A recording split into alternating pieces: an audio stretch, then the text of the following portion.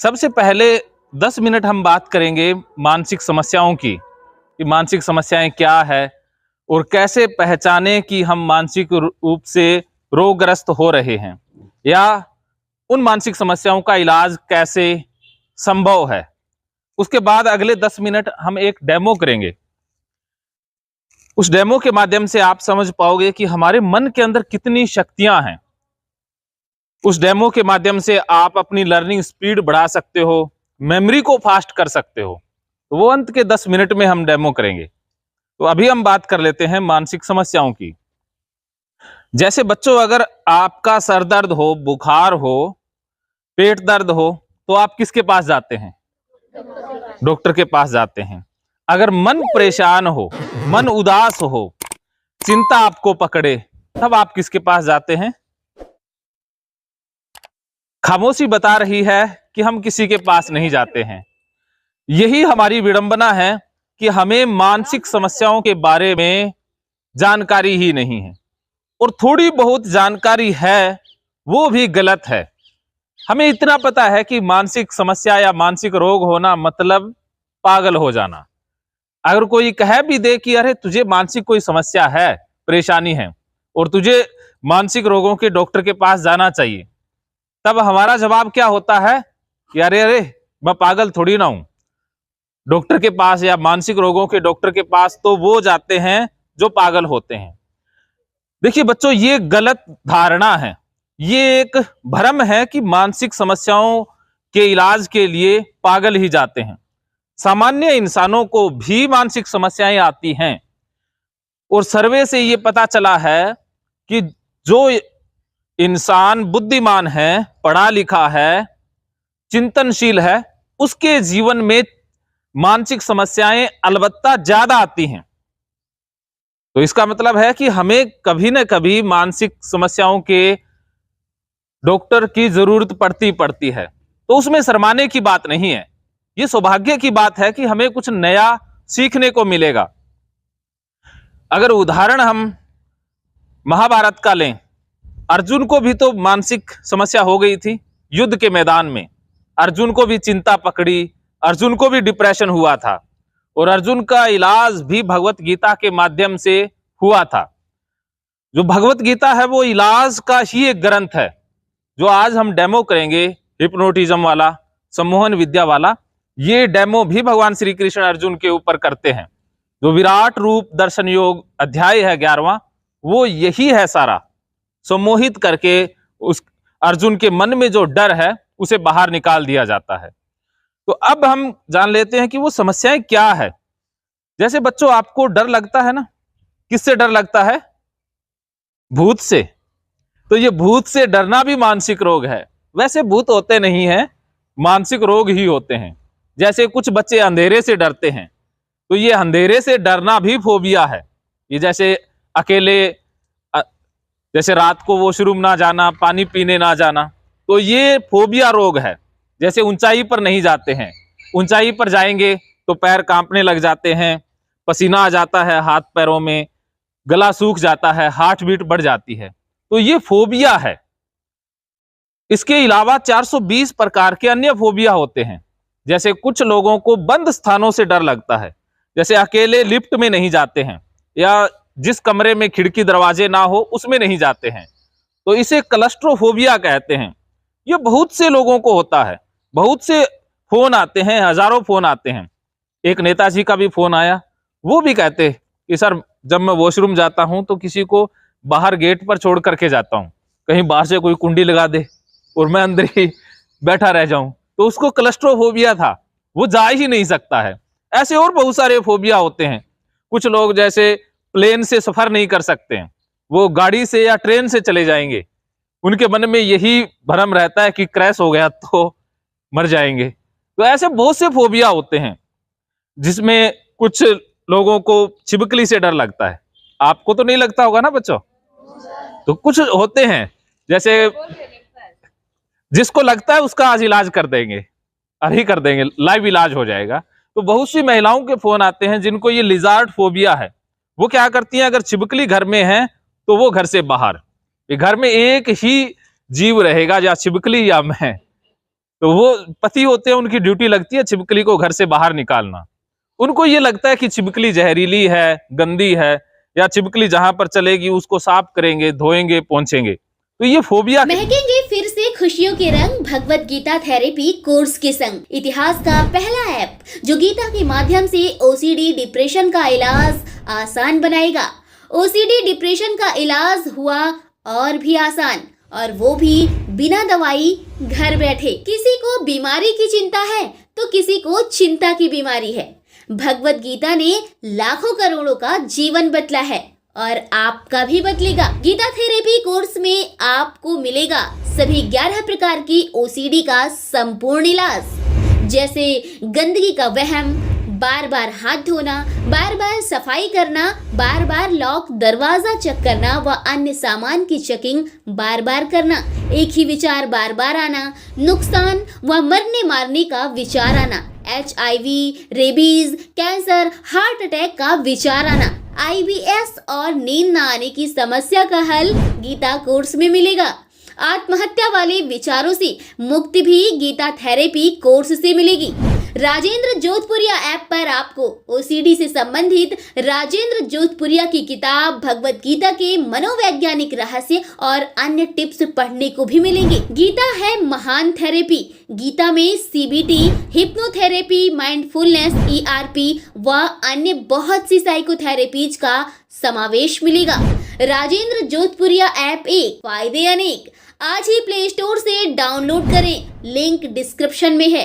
तो देर क्यों, अभी जाइए डिस्क्रिप्शन में और लिंक पर क्लिक करके प्ले स्टोर से अभी डाउनलोड कीजिए राजेंद्र जोधपुरिया ऐप और पाइए अपनी सभी समस्याओं का हल।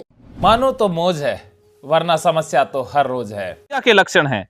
कॉकरोच से डर लगना, या खून से डर लगना, या जैसे ब्लड से डर लगता है। कुछ लोग खून को देखते ही घबरा जाते हैं, चिंतित हो जाते हैं, तो ये फोबिया है। जैसे आपको इंजेक्शन से डर लगता है, कुछ बच्चे इंजेक्शन नहीं लगवाएंगे, दवाई ले लेंगे, तो ये भी फोबिया का एक लक्षण है। इसके अलावा और भी बहुत सारे फोबिया हैं। डॉग फोबिया है, जिसको कुत्ते से डर हो जाता है। जिस गली में कुत्ता है वो उस गली में ही नहीं जाएंगे, दूर से निकलेंगे।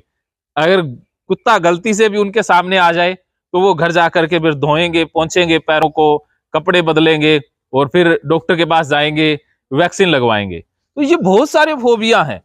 और ये पैदा क्यों होते हैं? पैदा होते हैं सोशल मीडिया में जो गलत जानकारी हमें दी जाती है। सोशल मीडिया के अंदर जो ज्यादातर जानकारी है वो फेक है। आप टीवी पर, मोबाइल पर, यूट्यूब पर, फेसबुक पर बहुत सारी सूचनाएं या वीडियोस देखते हो, उससे आपके मन में डर आता रहता है। जैसे आप अनजान लोगों से डरने लग जाते हैं, बहुत सारे ऐसे हॉन्टेड प्लेस होते हैं, कुछ कमरों से डरने लग जाते हैं।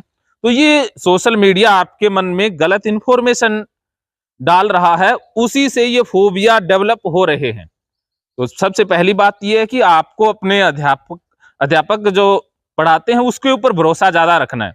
सोशल मीडिया पर बहुत सारी जानकारी गलत पाई जाती है। ये फोबिया की बात रही। अब हम बात कर लेते हैं वहम के रोग की, जिसको OCD कहते हैं, ऑब्सेसिव कंपल्सिव डिसऑर्डर। जैसे कुछ लोग बार बार हाथ धोते रहते हैं, बार बार धोएंगे, 1000 बार धोएंगे, ये चमड़ी तक उतर जाती है, लेकिन हाथ धोने से बाज नहीं आते हैं। उनको लगता है कि हाथों पर गंदगी लगी है। जैसे दरवाजा छुएंगे, हाथ से नहीं छुएंगे, ऐसे कोनी से छुएंगे, तो वो पैर से दरवाजा खोलेंगे, या हाथ से खोलना भी पड़ जाए तो हाथ को पहले जाकर के धोएंगे। उनको लगता है कि हाथ गंदा हो गया, और साबुन को भी 3 बार इधर से, 4 बार इधर से, 5 बार इधर से, पैटर्न वाइज साबुन लगाएंगे और पूरा हाथ यहां तक धोएंगे। और बीच में कोई रोक दे तो फिर दोबारा से शुरू हो जाते हैं, फिर नल को धोएंगे। ऐसे घंटों लगा देते हैं साफ सफाई में। वॉशरूम में भी जाएंगे, नहाने जाएंगे तो भी कभी बाल्टी को धोएंगे, कभी फर्श को धोएंगे, फिर साबुन को भी साबुन से धोएंगे। उनके घरों में साबुन भी अलग अलग मिलेगी, एक साफ साबुन, उसको फिर दूसरी साफ साबुन से, फिर तीसरी साफ साबुन से। साबुन बहुत सारी खर्च कर देते हैं एक दिन में, पानी भी बर्बाद करते हैं। तो ये OCD का रोग है। कपड़े बार बार बदलते रहेंगे, कपड़े धोते रहेंगे।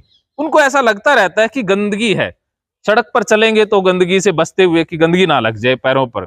इनके घर में मेहमान भी नहीं आ सकता है, क्योंकि मेहमान आएगा तो इनको लगता है कि मेहमान बाहर से पता नहीं कहां कहां से छू करके आया होगा और घर में बैठ जाएगा तो घर गंदा हो जाएगा। कई बार मेहमान आ भी जाए तो जहां पर मेहमान बैठे उस जगह को धो देंगे, उसके बाद सफाई अभियान शुरू होता है। तो ये ओसीडी रोग है और ये सनक इतनी बढ़ जाती है कि मोबाइल को भी ये धो देते हैं, ईयरफोन को भी धो देते हैं। एक पुरुष का मेरे पास फोन आया जिसकी बीवी को ये प्रॉब्लम थी। उसने बताया कि सर मैंने पैसे ला करके घर में रखे थे और उसने मिसिज ने पैसे भी धो दिए, क्योंकि उसको लगता था पता नहीं कहाँ कहाँ से पैसे गंदे आए हैं, किस किस के हाथ लगे होंगे, तो धो देते हैं। तो ये धो देते हैं, छुप छुप के भी धो देते हैं। तो ये ओसीडी रोग है जो कोरोना के बाद बहुत ज्यादा बढ़ गया है।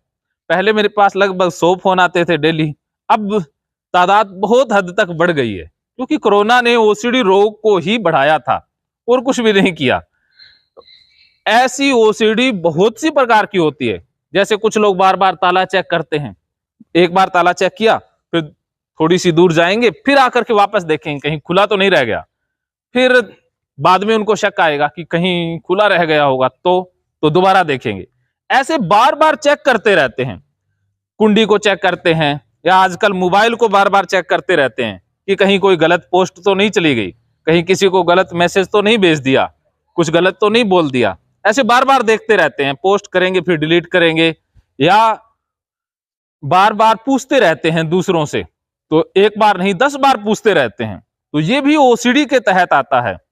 ऐसी और बहुत सारी वहम की समस्याएं हैं, जैसे कुछ लोग बार बार देखे होंगे आपने, भगवान के आगे हाथ जोड़ते रहते हैं, प्रणाम करते रहते हैं ना, तो आपको लगेगा कि ये इंसान तो बड़े धार्मिक हैं। वो धार्मिक नहीं है, वो बीमार है। उनको लगता है कि अगर भगवान को प्रणाम नहीं किया तो भगवान सजा दे देंगे, तो वो बार बार करेंगे। अगर गलती से मंदिर के सामने से निकले और प्रणाम नहीं किया तो वापस आएंगे, गाड़ी घुमा करके वापस आएंगे, फिर हॉर्न बजाएंगे, प्रणाम करेंगे, फिर माफी मांगेंगे। तो ये रिलीजियस ओसीडी का रोग है। किसी को बीमारी से डर लगता रहता है, जैसे पेट दर्द बहुत ज्यादा रहता, सर दर्द, लेकिन रिपोर्ट में कुछ आता नहीं है। तो ये सारी समस्याएं मानसिक हैं। जैसे गुस्सा बहुत आता है ना, कुछ बच्चों को उदासी रहती है, अंत में बात डिप्रेशन की थोड़ी सी कर लेते हैं, क्योंकि ये खतरा, हर इंसान को एक बार डिप्रेशन होता ही होता है। जैसे बच्चों, कई बार ऐसा होता है कि मन बहुत ज्यादा उदास रहने लग जाता है, कुछ अच्छा नहीं लगता है, जीवन में इंटरेस्ट खत्म हो जाता है। जैसे ना खाने को मन करता है, ना पहनने को, कुछ भी कपड़े सुंदर कपड़े हैं वो सुंदर ही नहीं लगते हैं, लगता है कि बेकार है सब कुछ, या भूख लगती नहीं है, या फिर खाते हैं तो खाते ही रहते हैं, पेट ही नहीं भरता है, या तो सोएंगे नहीं, या सो जाएंगे फिर उठेंगे ही नहीं, 11-12 बज जाएंगे, नहाते नहीं हैं, अकेले रहेंगे अंधेरे कमरे में या उड़ के रहेंगे, आंखों से आंसू अपने आप आने लग जाते हैं, रोने को मन करता रहता है, रोना अपने आप आ जाता है। तो ये डिप्रेशन का रोग है, जिसमें स्वभाव चिड़चिड़ा हो जाता है, गुस्सा आता है, भागने को मन करता है, या कई बार विचार ऐसे आते हैं कि मर जाएं बस। तो कुछ लोग ये कोशिश भी करते हैं, ये डिप्रेशन के कारण होता है।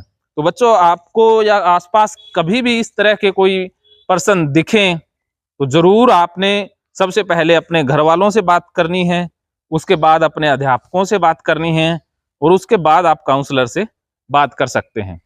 अभी इस डेमो के बाद मैं लगभग 2 घंटे यही हूँ। आप में से कोई भी बच्चा अपनी समस्या जाहिर करना चाहे, या कोई भी निदान चाहे, इलाज चाहे, तो आप पूछ सकते हैं। आप में से अभी किसी का सवाल है? नहीं होगा तो अभी हम शुरू करते हैं अगला डेमो। तो बच्चों, हाँ जी।